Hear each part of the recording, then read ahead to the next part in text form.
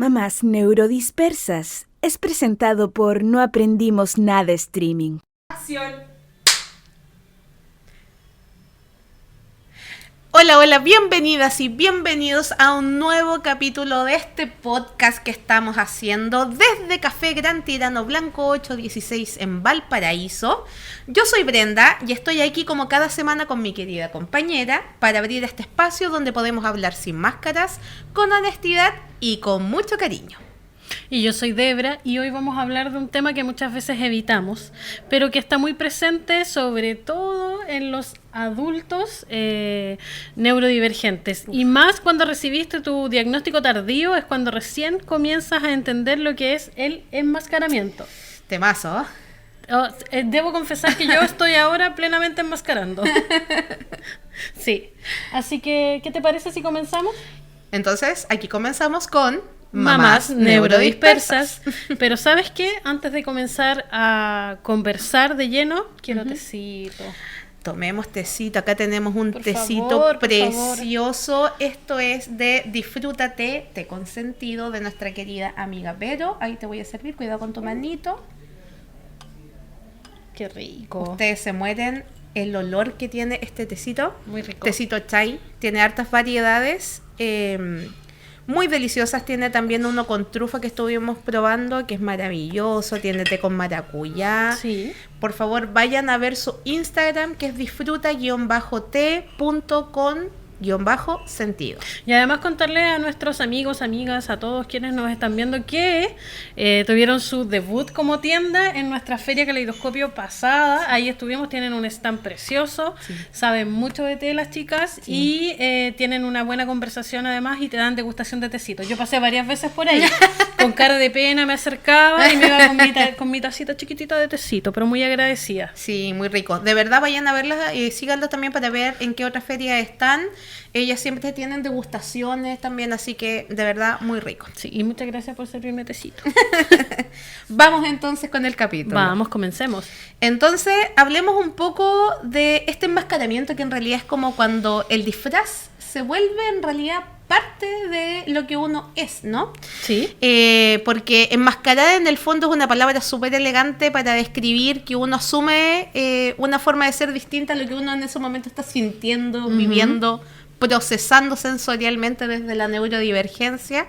Entonces, enmascarar es súper agotador, pero también yo siento que también ha sido para muchas una estrategia de supervivencia, y en eso yo también me siento muy identificada frente a un mundo que no valida las diferencias neurológicas, porque esto igual lo hemos hablado en otros capítulos. Y llega un punto en que en realidad ya no sabes quién eres sin ese enmascaramiento, pues sin ese como máscara, sin ese disfraz, que se vuelve súper natural y que cuesta distinguir de repente entre lo que eres y lo que uno de repente se esfuerza a hacer para poder pertenecer o ser parte también de un grupo en el que uno pertenece. Sí, y fíjense, que todos lo sepan, que el enmascaramiento es mucho más común de lo que parece. Y esto lo voy a leer, porque esta información es compartida por adipa.cl sobre el camuflaje social en las mujeres autistas. Se sabe que el enmascaramiento está profundamente ligado al desgaste emocional y a las mayores tasas de ansiedad, depresión y agotamiento. En Chile faltan estadísticas locales amplias, pero sabemos que es muy común por los datos preliminares de investigaciones universitarias y organizaciones como FUAN, grande FUAN. Grande FUAN. Besito Sí. a la Gaby. Todo el cariño para ellos. Y que el subdiagnóstico de las mujeres autistas y neurodivergentes se debe en parte a estas estrategias de camuflaje que aprendemos desde pequeñas. ¿Qué quiere decir esto? Que cuando somos en la primera infancia, cuando nos comienzan a enseñar los roles de lo que uno debe ser, lo aceptado socialmente, sobre todo cuando eres niño, que quieres en el fondo agradar, encajar, también en la adolescencia, aprendemos a enmascarar. Pero definamos qué es enmascarar. Sí. Enmascarar es como jugar rol, es como teatro. en el fondo es construir un personaje que socialmente es aceptable y que te permite estar de manera funcional dentro de la sociedad o de los grupos. Sí. Y a veces, o la mayoría de las mujeres lo aprendemos tan bien que ya no sabes cuándo estás enmascarando o cuando eres tú misma. A mí nunca me ha pasado. Sí, yo quiero tocar 2 temas que son súper importantes dentro de lo que estáis hablando. El primero, que tiene que ver con el desgaste emocional, y que eso igual incide en depresión, en ansiedad y en un agotamiento extremo. Y quiero hacer un hincapié porque en estos momentos entramos en invierno. Y en invierno porque vivimos en Chile, un país que está pero súper lejos del sol. Normalmente nosotros recibimos muy poca vitamina D, pero en invierno es peor. Y para el colectivo neurodivergente, que además tiene una tendencia a la depresión, a los estados ansiosos, el estar lejos de luz solar le incide mucho más. Entonces, ojo ahí a nuestro colectivo neurodivergente que nos sigue en las redes sociales, para que también hagan una revisión de su vitamina D, para que hablen con su terapeuta también al respecto, tomemos más horitas de sol, porque eso también ayuda un poco a evitar esta preponderancia a la depresión, que siento que no es menor. A mí me pasa todo lo contrario. ¿En serio? Sí, me pasa todo lo contrario y soy un misterio, amiga.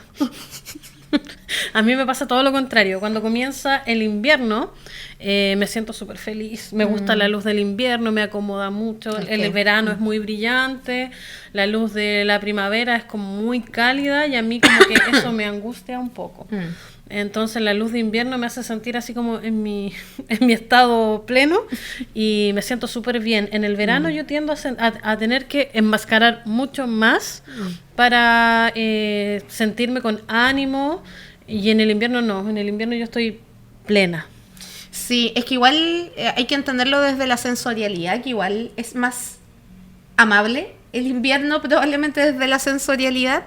Pero lo que yo iba era en términos biológicos, que hay una incidencia y hay estudios al respecto, dentro de los pocos estudios que hay además, porque digámoslo, acá en Chile estadísticas con respecto al autismo, a la comunidad neurodivergente no tenemos, o muy poquitas porque están recién empezando a hacerlas. Entonces, pero sí hay estudios internacionales con respecto a la relación entre la exposición al sol, a la vitamina D y la relación que hay con la depresión. Y como en el enmascaramiento tenemos alta tendencia a la depresión o los estados emocionales alterados, hay una relación ahí. Entonces esto no es la panacea tampoco. Esto no significa que porque usted va a ir al sol o va a tener su vitamina D controlada, usted va a ser feliz. pero sí es algo menos en como este malabarismo neurodivergente de cosas que uno tiene que estar sorteando para que igual ayudes a tu cuerpo. Si igual somos personas, hay una química personal en cada uno de nosotros y es importante también preocuparse de eso. Entonces, para allá iba un poco como mi recomendación. Hace poquito entramos en el invierno, entonces revisen sus niveles de vitamina D y tomen solcito, aunque les cueste. Sí, yo quiero decir que el 21 de junio es el mejor día de todos. Ay, sí, porque además la Débora estuvo de cumpleaños. Sí, la estuvimos celebrando ahí por redes sociales también. Sí, dejen sus mensajitos de cumpleaños para la mejor persona del mundo que he podido conocer. Ay, qué lindo, gracias, amiga. Está muy rico este tecito, me encantó. He estado todo el rato disfrutándolo mucho. Pero en relación a lo que tú estabas comentando, como para volver a lo que estábamos hablando, yo creo que por lo menos en mi caso y en el caso de las personas que les pase, tienen de sentirse mejor en el invierno que en el verano. Yo creo que tiene que ver con el perfil sensorial. Para mí el verano siempre está como relacionado a días más como acústicamente más relajados. Lluvia, estar en casa, menos expuesta. También entiendo que soy como súper privilegiada de poder trabajar en mi casa, entonces como que para mí el invierno es lo mejor. Menos brillo también. Sí, por supuesto, amo la luz de invierno.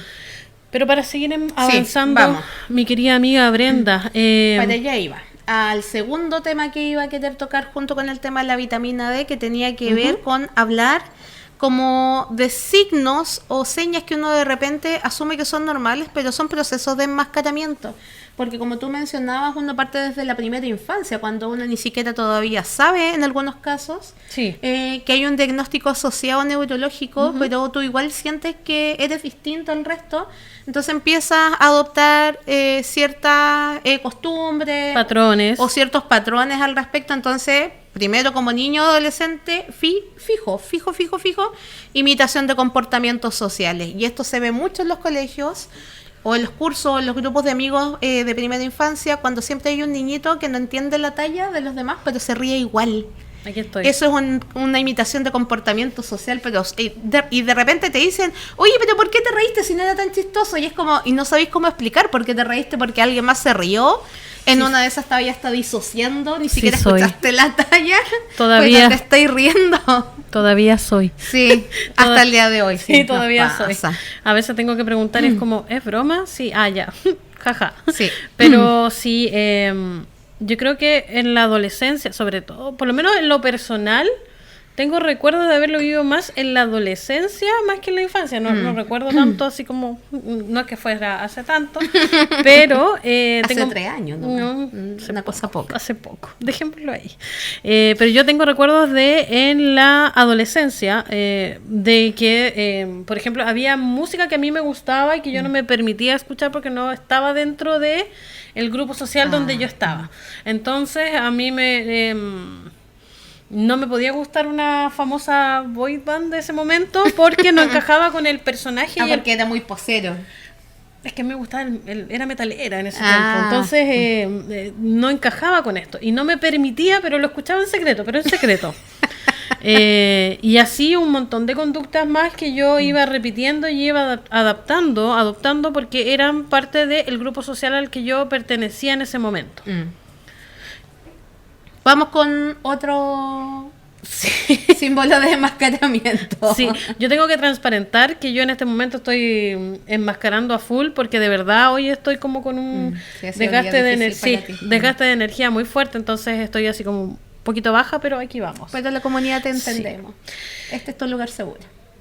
Hay un punto súper importante que yo creo que no nos damos cuenta porque pasa en nuestra mente y nosotros no lo verbalizamos, pero a mí me impactó mucho y esto de verdad me generó un impacto fuerte el entender que no todos ensayan sus conversaciones.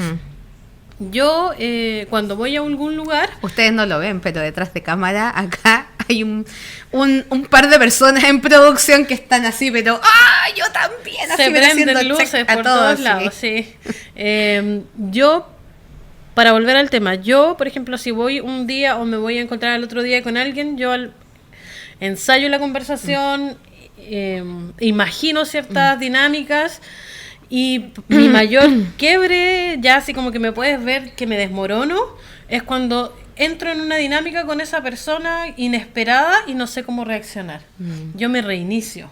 ¿A ti te pasa? Sí, de hecho, bueno, esto igual está ligado como a la anticipación también, por la preparación de conversaciones. Pero también me sucede que si sé que me voy a encontrar con alguien, bueno, en nuestro rol, además de dirigentes sociales y activistas, de repente tenemos que encontrarnos con personalidades que igual son influyentes y cuando no las conocemos yo necesito hacer una investigación previa. Yo las busco en redes sociales, me preparo para conocer de su trabajo, de lo que ellas hacen, porque eso me baja a mí mucho el nivel de ansiedad. Entonces no es tan solo preparar la conversación, sino que también es como anticiparme como con quién me estoy enfrentando, porque eso me hace sentir como más preparada. Si también llego y salgo como este molde o de esta anticipación donde yo ya tenía todos mis escenarios preparados y resultan con algo de distinto, tengo dos formas de reaccionar. O me quedo así como un venado frente a las luces, así como así, quieta, 1, 2, 3 momia y entro en mutismo, o me pongo muy verborreica. Te he visto en ambas situaciones. Sí, me pongo así, pero a hablar sin parar y hablo de lo que sea, así como con la intención de puro rellenar el silencio incómodo que no quiero que se produzca porque no entiendo el contexto de la situación. Mira, bueno, nosotros les hemos contado anteriormente que nosotros recibimos nuestros diagnósticos ya siendo adultas. En algunos casos muy adultas. Pero este enmascaramiento y esta anticipación yo creo que van muy de la mano porque, por ejemplo, yo al ya entender un poco más de mí misma, de lo que es la neurodivergencia en sí y las herramientas que nosotros vamos desarrollando a lo largo de la vida, yo me di cuenta que, por ejemplo, si yo voy a comprar un negocio, me anticipo tanto que ya sé lo que le voy a decir a la persona si me dice que no tiene, sé a dónde voy a ir y sé la ruta de los negocios.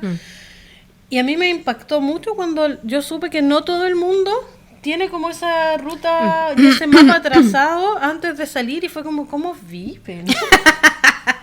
¿Cómo puede ser esto? No entiendo su existencia. O sea, que tú sales a comprar y sin planes. O sea, ¿libre? ¿Cómo es eso? No lo entiendo. Y me pasó también al revés, de que habían personas con las que uno va conversando, sobre todo cuando recibes como tu diagnóstico, tu hipótesis, tu diagnóstico, lo quieres contar y hablar. Bueno, a mí me pasó, lo quieres contar con todo y a todo el mundo decirle, esto era porque yo, autismo. Que me pasaba al revés, que la gente me miraba y me decía, ¿pero cómo? ¿No te agota? Y yo, sí, efectivamente me agota. Me agota muchísimo. Sí. Bueno, otro signo también de enmascaramiento primario, sobre todo en niñeces y adolescencias, es la supresión de comportamientos estereotipados. Y entiéndase por comportamientos estereotipados mucho más que el steaming de manitos. En el colectivo hay otras maneras de tener estereotipas. Esto, por ejemplo, que es muy común, jugar con el pelo. Los piecitos así. Sí, hacerse con el pelito así. Sí. El lápiz que lo hace sonar a cada rato o que le aprietas el damper así con ataque acá en producción. Bueno, sí, puede ser un fidget ya porque acá hay neurodivergencia asumida, pero hay muchos comportamientos estereotipados que se van suprimiendo o incluso tratas como de reemplazarlos. Por ejemplo, yo juego mucho con los anillos. Estoy todo el rato jugando con los anillos así. Esto me calma mucho. Pero esto es un comportamiento estereotipado que derivó de otro comportamiento donde probablemente yo necesitaba, como con las manos, hacer algo, estar apretando algo. Y no podía, porque además nosotros somos hijas del rigor, pues somos hijas de una generación donde estos diagnósticos no estaban cuando uno era chica y todo lo que era distinto a la norma se castigaba. Entonces tú igual también tenías que aprender desde chiquitita también a suprimir esos comportamientos y eso es algo que encaja mucho en las niñeces y adolescencia. La ecolalia también. La ecolalia. Yo creo que eso es algo que está muy reprimido en mí, porque de repente hay gente que dice frases o canciones o cosas que yo voy escuchando y en mi mente estoy repitiendo, pero yo por fuera nada. Aquí, como la voz impecable, interna. Sí. Aquí impecable. No quiero decir nada, pero en mi mente está una y otra vez. Sí. Y yo creo que también otra de las señales o parte del enmascaramiento es adoptar un personaje o un rol.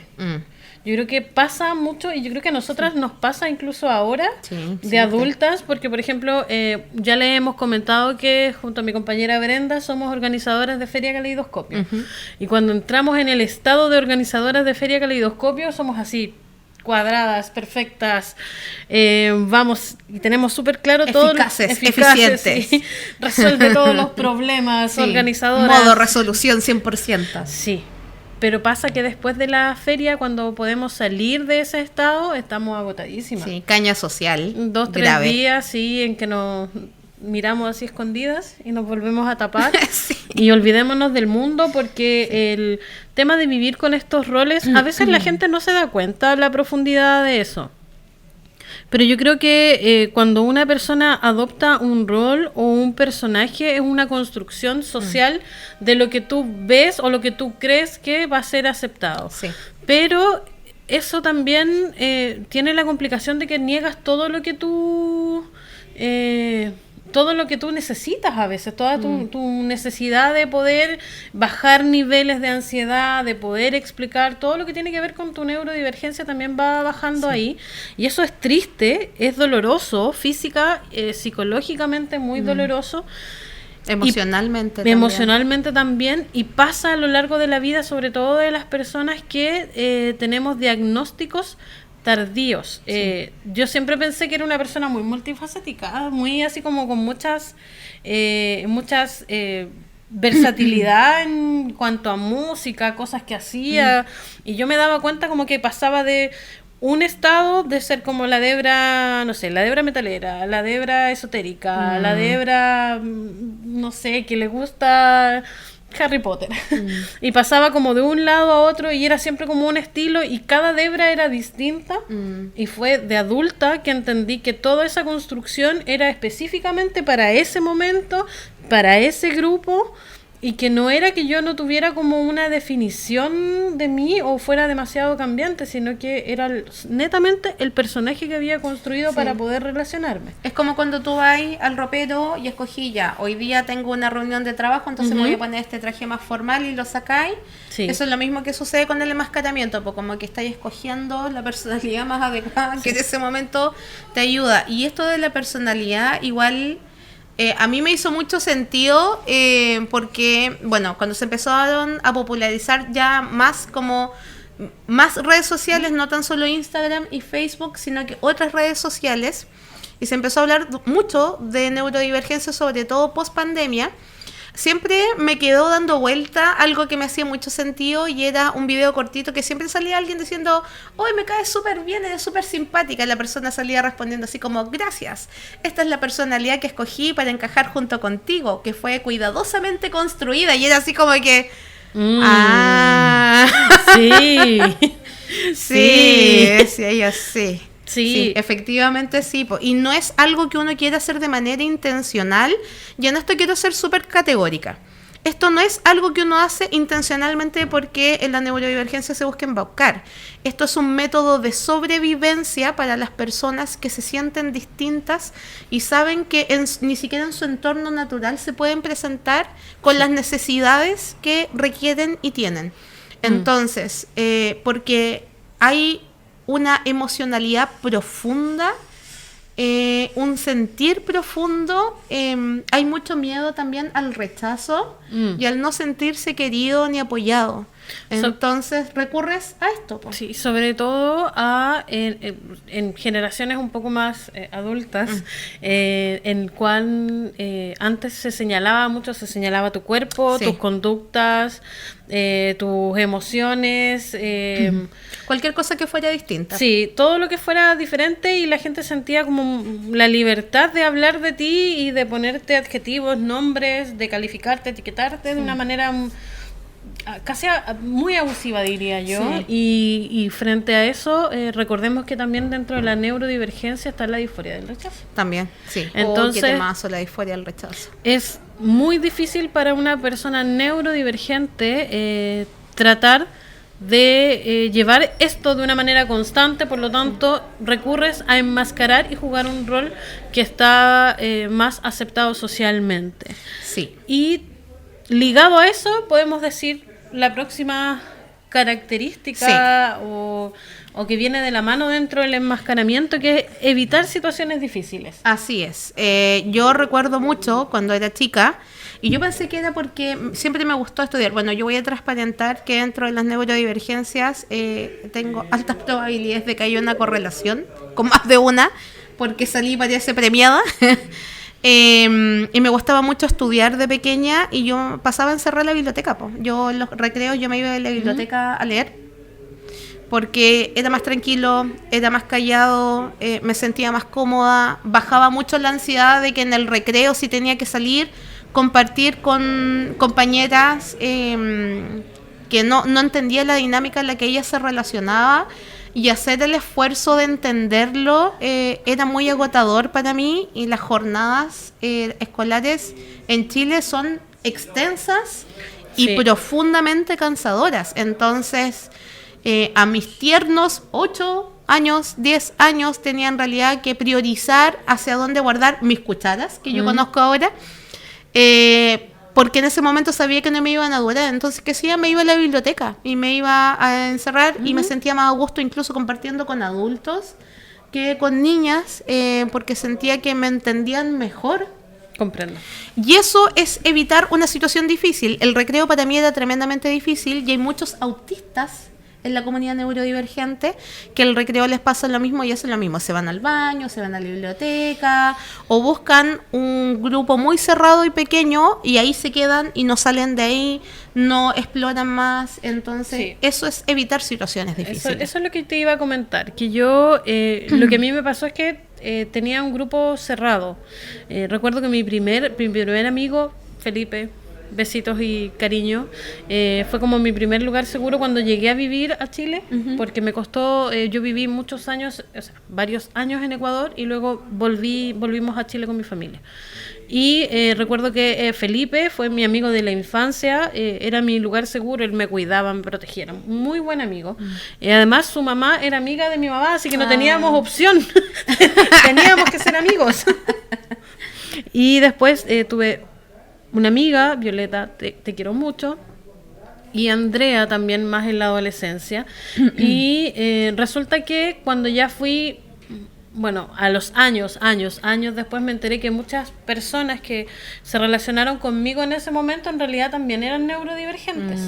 En sí, y eso yo creo que pasa como que nosotros nos identificamos, nos detectamos entre nosotros y nos hacemos como amigos sin saber. Sí. Y al tiempo después te enteras que, no sé, tu amigo, tu vecino... en esa época era neurodivergente, está con un diagnóstico, o que la prima, con la única prima con la que te llevabas bien, también tiene ese diagnóstico, y así te va generando esos espacios seguros, pero porque esas personas también tienen sus necesidades y tienen una adaptación, una adecuación que te hace sentido a ti. Sí, por supuesto. Pero cuando ya eres adulto... Sí. ¿Cuáles son las características o qué es lo que podríamos ver y hablar como enmascaramiento? Yo creo que una es el ensayo, ya lo que dije, el ensayo de situaciones sociales. Sí. Otra puede ser ocultar o minimizar sus intereses profundos o especiales. Esto es muy común porque de repente está ahí en un contexto social, está compartiendo, a lo mejor con un grupo de conocidos, ni siquiera amigos, y alguien menciona un tema en común. Por ejemplo, por decir, animales del mar. Y alguien que es neurodivergente llama a los animales del mar, va a empezar con el infodumping así al tiro. ¿Sabías que la ballena azul puede llegar a pesar? Y y te entusiasmáis y todo el mundo te queda mirando así como de qué está hablando esta persona. Si solamente dijimos animales del mar, fin, terminó el tema. Y tú todavía estás ahí, dura, porfiá, dando tema. Dándolo y todo. Claro, dándolo todo de ti porque te entusiasma tanto el tema que necesitáis que el resto del mundo también lo sepa y compartir lo genial que es ese tema. Y todo el mundo te queda mirando así como... Entonces entiendes y aprendes que eso no es un comportamiento normal, y en la segunda vez que después estés en ese mismo grupo y hablan de los animales del mar, va a decir, oh sí, son geniales, y te vas a guardar toda la información. Producción está haciendo aquí que soy talla yo entre medio, pero después te guardas toda esa información y viene la colalia interna. Sí. Empezáis a repetirlo porque necesitas decirlo igual por dentro. Yo sé que lo he dicho, yo sé que te lo he dicho mucho a ti. Y lo va a Pero decir. Cada vez que hablan de animales marinos, yo necesito que todo el mundo sepa que me gustan. Por su forma, por su olor, por su tamaño y porque suenan muy bonito debajo del agua. Lo siento. No tengamos más ejemplos de animales. Sí, no va, pero por favor. Eso es algo sano porque entonces lo puedes compartir y te sientes segura de compartirlo. Sí. Pero cuando tú eres una mujer adulta, entiendes que a veces no lo puedes decir, entonces suprimes. Y eso igual es triste, pero es parte de... Sí. También me gusta cómo se ve la piel mojadita, lo siento. Tenían que saberlo. No des ejemplos de perritos porque te voy a explicar por qué me gustan los perritos. No lo voy a hacer porque no vamos a estar hasta mañana con el podcast. No hablemos de animalitos. Cambiamos de tema, vamos con el siguiente tema. Me gusta mucho. Y esto es algo que a mí me complica mucho en lo personal, que es el contacto visual forzado. Sí. El contacto visual forzado es súper difícil de mantener y de sostener, sobre todo, bueno, cuando eres niño yo creo que igual pasa un poquito más inadvertido, entre comillas, pero cuando eres un adulto y estás en una entrevista o estás en algo que necesitas interactuar, sobre todo cuando hay pocas personas,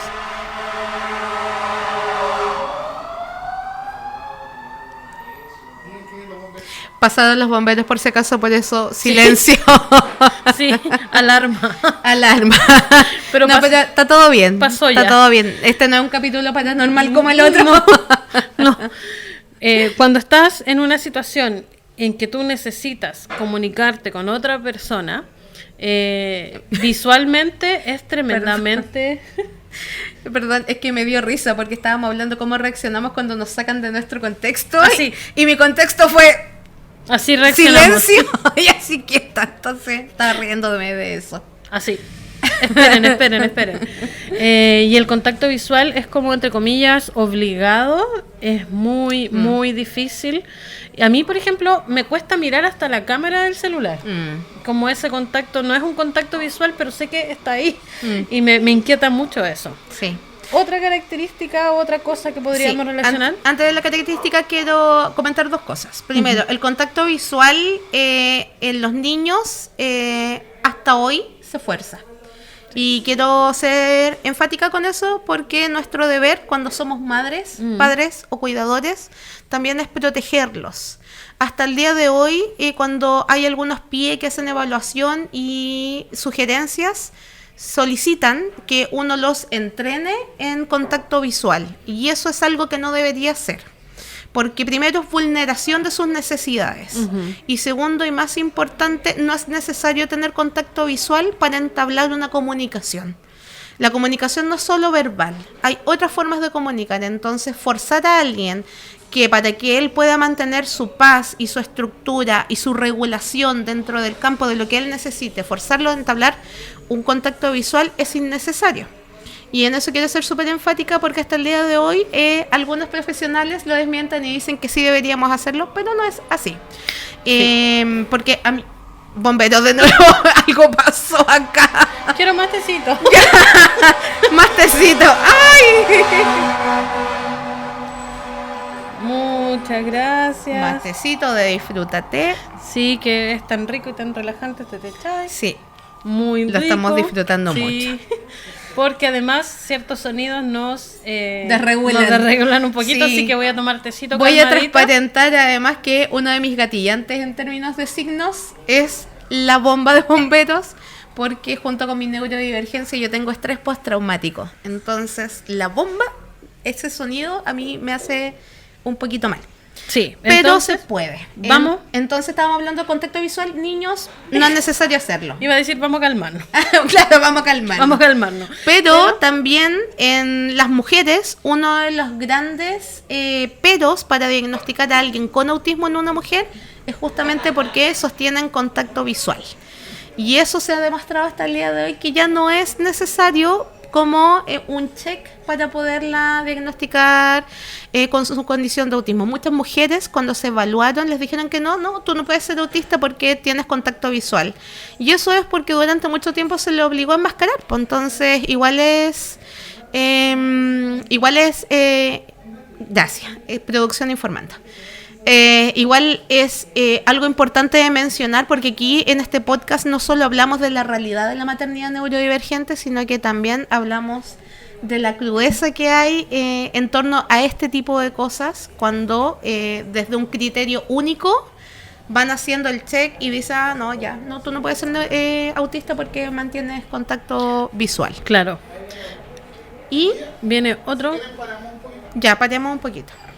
Producción nos dice que... ¿A dónde es el incendio? En San Francisco. Arriba, un poquito más arriba de la escuela de tripulantes por el puerto, echaban hacia arriba. 3 horas después. ¡Acción! Continuemos. Bueno, transparentar primero que tuvimos que parar porque había mucho estímulo sonoro, muchas bombas, alarmas. Sí, bomberos y muchas cosas y... neurodivergencia. Tuvimos que parar un poco, pero estábamos hablando y la última cosita que íbamos a hablar ya en adultas y tomando el tema es el banco de respuestas con guiones a preguntas formuladas por la gente. Sí. O sea, todos tenemos, yo tengo ciertas respuestas que ya he ensayado a preguntas que creo que en algún momento de la vida me las van a hacer. ¿Y tú? Sí, también. De hecho, banco de respuesta con guiones para mí... lo primero que se me ocurre es el típico, hola, ¿cómo estáis? Y uno, así, pero de cajón responde, todo bien, gracias. Y fin, así como la convención social, cumple con la convención, está todo bien, no necesitan interiorizar más, tenés tu respuesta prearmada. Sí, y bueno, y también como en nuestro podcast se trata de maternidad neurodivergente, también hay que decir que mientras haces todo este esfuerzo operativo de poder, esta estrategia de poder sobrevivir y poder adaptarte dentro de los grupos sociales, también somos madres neurodivergentes con pequeños que están pasando distintas etapas de la vida, donde tu identidad a veces no la encuentras, que también es un tema que hablamos en algún momento, Sí. de no encontrarte a ti misma, y donde el agotamiento es profundo. El enmascaramiento incluso te puede llevar al burnout en sí, y es un agotamiento que no se resuelve con un descanso simple, y es tremendo tema de saber cómo ir pausando lentamente, porque a veces el pensamiento y la estructura poco flexible te obliga a llegar a ciertos hitos, a cumplir ciertas cosas que en el fondo solo están en tu mente. Sí, pues, la rigidez cognitiva. Sí, y eso también te da miedo, porque uno se convence de que puede hacer todo, pues uno se convence de que es súper todo y puede solucionar la vida Pero para no, ti po. y para No los se demás. puede hacer todo. ¿Y tú no puedes? ¿Qué? Sal de acá. No sé con quién estoy hablando, no te conozco. Y yo creo que ese agotamiento extremo y esa pérdida de identidad son las consecuencias, una de las consecuencias complejas de lo que es el enmascaramiento en sí. Sí. Y no siempre podemos identificarlo, a veces ni siquiera sabemos lo que estamos haciendo, ni siquiera sabemos que estamos enmascarando. Y cuando no estás, cuando no tienes conciencia, tú solamente sigues. Yo quiero comentar que en algún momento el enmascaramiento era tan fuerte en mi vida que yo sentía que yo era como una máquina. ¿Cómo te lo puedo decir? Yo sentía que dentro de mí había muchos engranajes que se movían y continuaban, y que esos engranajes nunca podían parar. Simplemente continuaban y continuaban sin derecho a descanso. Y es muy complejo cuando estás tremendamente agotado y sientes que todo tiene que seguir, el mundo tiene que seguir, porque además estás con ese pensamiento rígido, y sobre todo cuando estás con niños, que también hablamos ya de lo que es la supermamá, Sí. y no hay tiempo de parar.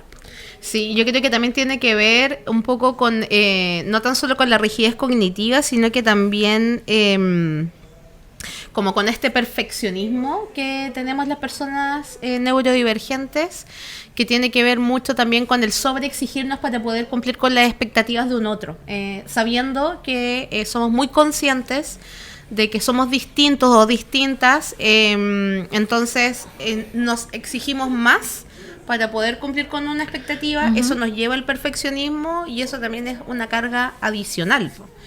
Y en ese sentido, en consideración a como estas situaciones de enmascaramiento profunda que hemos estado hablando, que contribuyen también a este burnout que habías mencionado tú, a los meltdown también, que suceden por enmascarar, y vamos a hablar también de ciertas consecuencias asociadas a esto. ¿Cuál es la primera? La fatiga y el estrés. Hola. Fatiga y estrés, ¿dónde?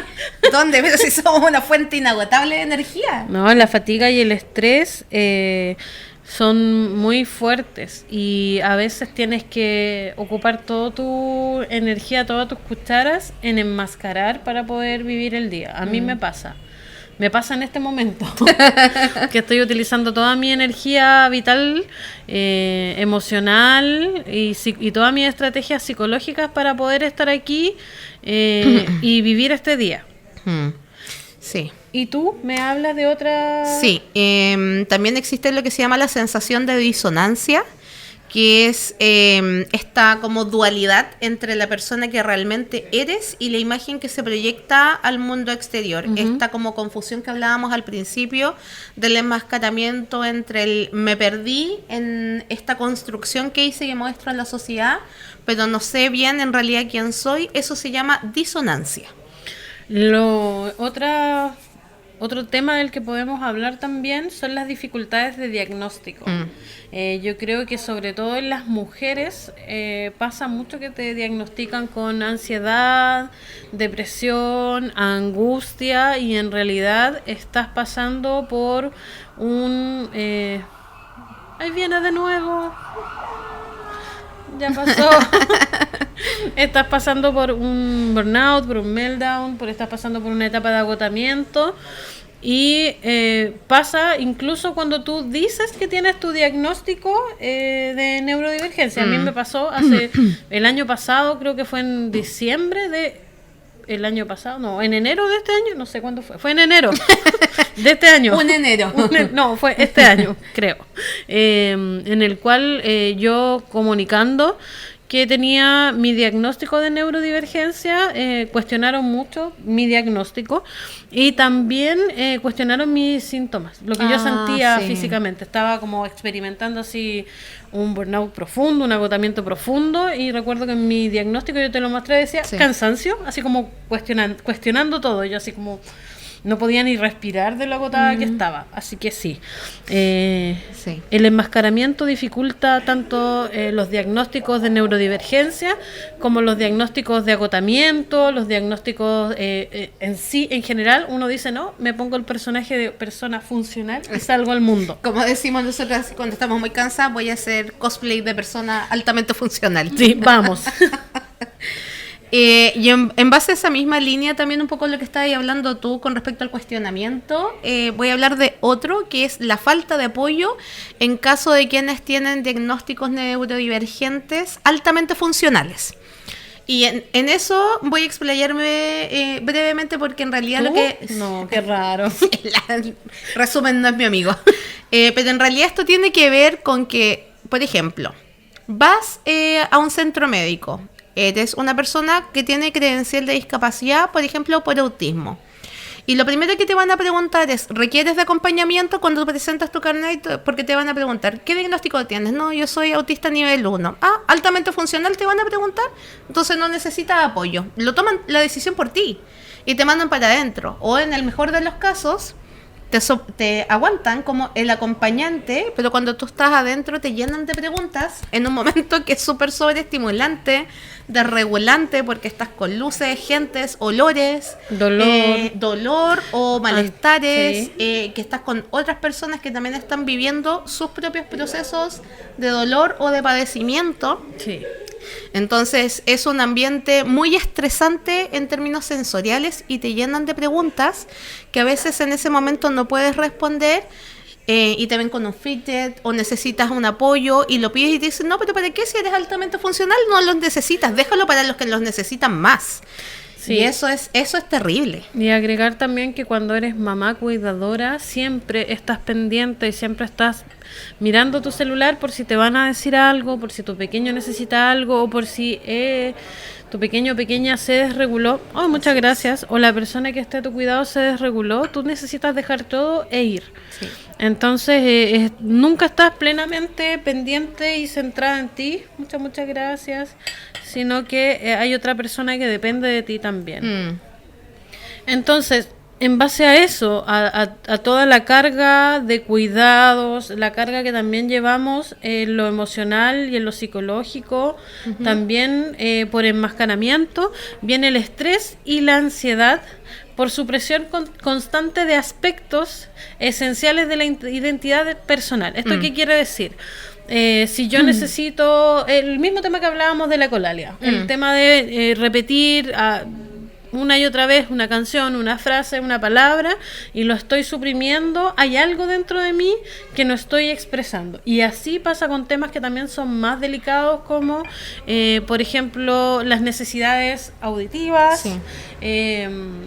Yo he conocido a gente que hasta tolera texturas y sabores, olores, aromas que no les son agradables y que le hacen mal, pero que al estar rodeado dentro de un ambiente se obligan a hacerlo.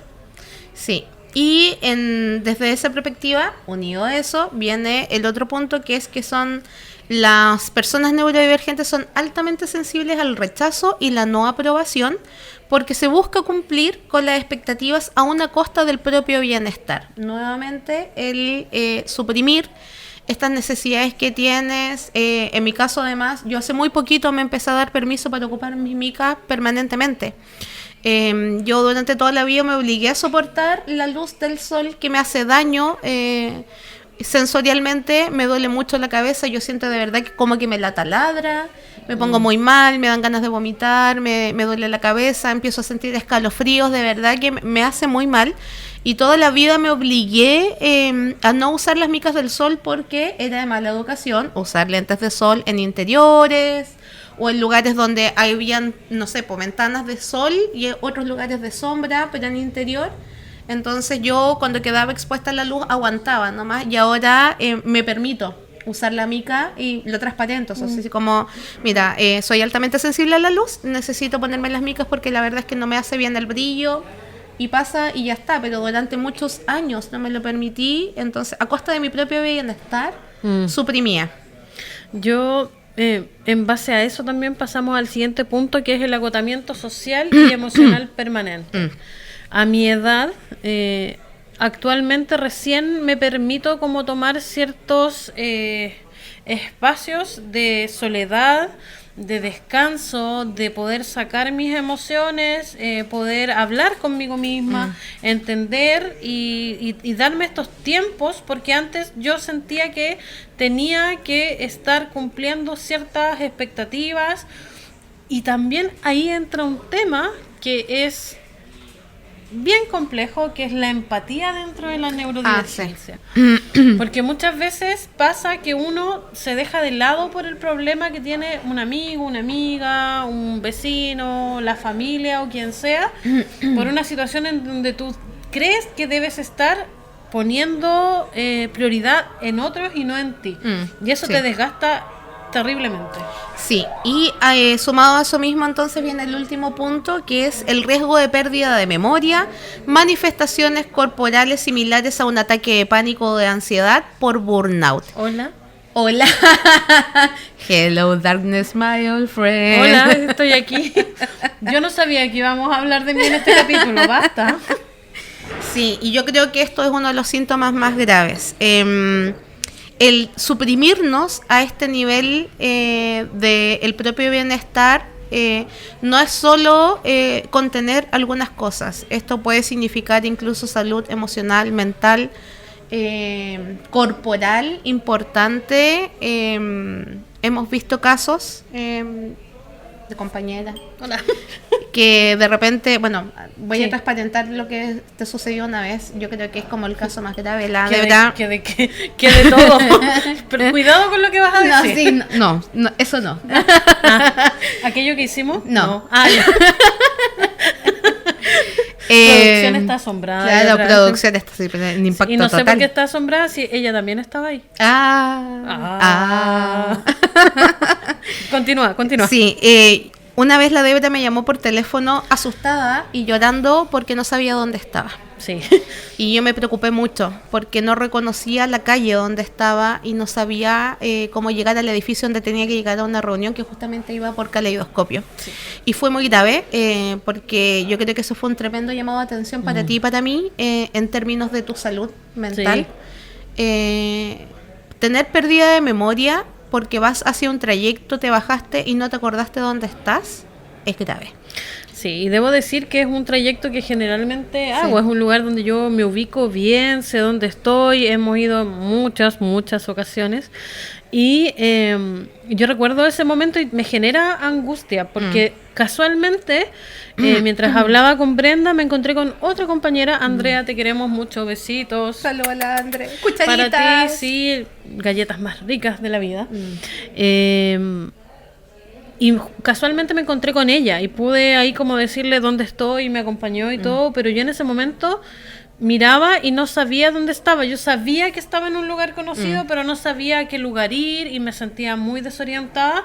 Y junto a eso, además, también estoy experimentando como pérdida, me cuesta retener la información. Y esto es todo a consecuencia del burnout que tengo, del estrés y también de la angustia que genera, y todo eso también viene en gran parte por el enmascaramiento que he realizado toda mi vida. Pensé que estaba haciendo una performance, me equivoqué. Sí, bueno, entonces eso igual es algo importante. Si tú también reconoces alguno de estos signos, por favor, busca ayuda, busca asesoría, acércate a algún centro de salud, pide ayuda profesional también, porque puedes llegar a este punto a uno más grave incluso, y eso igual es complicado. Entre todas, no tan solo informamos ni concientizamos, también nos cuidamos, y eso es muy importante. Sí, yo voy a dar paso a la siguiente sección Dele. de nuestro querido llamado podcast, que es la sección del Círculo de Cuidadoras. Y hoy, en nuestro Círculo de Cuidadoras, queremos compartir una carta que nos llegó de una tremenda mujer activista, cuidadora, que se llama Yo Soy Rosita Soledad. Y dice así, amiga. Sí, saluda a la Rosita, @soy Rosita Soledad en Instagram. Tremenda activista para velar por el rol de las cuidadoras. Maravillosa. Sí, tiene un proyecto muy lindo, así que para que la busquen en Instagram también voy a leer lo que ella nos escribió. Mi nombre es Rosita Soledad. Hoy quiero hablarles desde un lugar real, honesto y necesario, el lugar de una madre cuidadora. Son casi las 2 de la madrugada mientras preparo estas palabras. Esta noche no he dormido como tantas otras, porque a mi hija le está saliendo un diente nuevo. Para cualquier niño sería un proceso menor, pero para ella, que es autista, esto significa una incomodidad inmensa, una alteración de su cuerpo y de su mundo, y por tanto también de mis noches, de mis días y de mi vida entera. Hace 3 años que el diagnóstico llegó a nuestras vidas.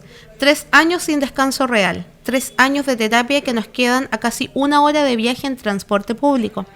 3 años de llevarla a un colegio que lamentablemente no la incorporó en el programa de integración escolar porque se ve normal. Porque lo que no se ve cuesta creerlo, cuesta aceptarlo, cuesta incluirlo. Después de dejarla en clases, corro a trabajar. Reparto pan, casa por casa, a pie. Es mi fuente de ingreso mientras ella estudia. Y así cada día, sin pausa, sin ayuda, sin respiro. Estoy cansada. Y lo admito con toda la honestidad que este espacio merece. Estoy agotada. Pero también estoy aquí, de pie, con la convicción de que mi voz, nuestra voz, debe ser escuchada. Porque cuidar a quienes cuidan es fundamental. No hay avance social real si quienes sostenemos a los más vulnerables seguimos siendo invisibles, postergadas e ignoradas. Las madres cuidadoras somos muchas. A veces no se nos nota porque aprendimos a sonreír cuando queremos llorar, a rendir cuando ya no podemos más, a multiplicar el tiempo cuando solo tenemos 24 horas. Pero existimos y también necesitamos ser vistas, ser escuchadas y ser apoyadas.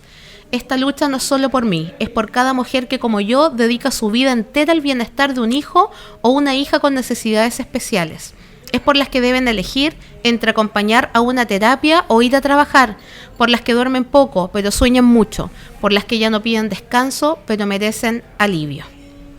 Esta lucha no es solo por mí, es por cada mujer que como yo dedica su vida entera al bienestar de un hijo o una hija con necesidades especiales. Es por las que deben elegir entre acompañar a terapia y trabajar. Quería volver a leer ese texto, esa parte de esta carta que nos llegó, porque eso es una realidad que en nuestro país es muy profunda. Sí. Cuando tienes que elegir entre las necesidades básicas de tu familia o atender esa necesidad tan tremenda que tienen nuestros niños de terapia. Por las que duermen poco. Hay muchos niños y niñas o adultos también que tienen trastorno del sueño, acompañada de la neurodivergencia. Pero esas cuidadoras que duermen poco son las que más sueñan. Las que sueñan y piensan en mañana con los avances que esta terapia va a dar. Porque cuando tú vas a terapia con tu pequeño no lo ves hoy, lo ves después. Y cuando llega ese momento es una felicidad plena. Por las que ya no piden descanso, pero merecen alivio. Por eso estoy aquí. Porque este espacio, esta reunión, esta causa es el primer paso para que la realidad de las cuidadoras cambie. Para que el Estado, las instituciones, las comunidades entiendan que si no cuidamos a quienes cuidan, estamos condenando a familias más frágiles a las familias más frágiles a la soledad, al agotamiento y al abandono. Mi sueño no es grande, es simple. Que ninguna mujer cuidadora se sienta sola, que existen redes de apoyo, que hayan políticas concretas que nos permitan respirar, estudiar, trabajar, vivir, además de cuidar. que nuestra labor deje de ser invisible. Hoy levanto la voz por mí y por todas, por un país que reconoce a sus cuidadoras, es un país que abraza a todos los hijos y hijas sin excepción. Que esta no sea una jornada más, que sea el inicio de un cambio real. Porque cuando se cuida a quienes cuidan, el futuro entero se vuelve posible. Rosita Soledad, activista por los cuidados. Tremenda la Rosita. Sí, muchas gracias, Rosita. Creo que transparentaste muy bien lo que es la realidad de las cuidadoras. Tus palabras a nosotros nos emocionan mucho. Es parte de la lucha y por qué comenzamos con Caleidoscopio. Sí. Y creo que tus palabras son el cierre perfecto para este capítulo. De corazón, muchas gracias. Sí. Y gracias por habernos acompañado en este capítulo que fue tremendamente sensible y profundo. Y si algo de lo que hoy dijimos te hizo sentido, por favor, escríbenos. No estás sola. Nuestro correo es mamasneurodispersas@gmail.com. Recuerda que puedes escucharnos en Spotify y YouTube como @noaprendimosnada_streaming. Y que cada domingo estrenamos un nuevo capítulo. Y gracias a nuestro equipo técnico, a la agrupación Caleidoscopio, a las mamás de este territorio que siguen apostando por una maternidad más humana, también a Manena Suchi, @manena_suchi, a Disfrútate, @disfruta_t.com_sentido, y también a Centro Rayún Integral por los auspicios de hoy. Nos escuchamos la próxima semana en otro episodio de este podcast. Y recuerda que tú también eres importante. Y esto fue Mamás Neurodispersas. Muy bien. ¿Se pudo?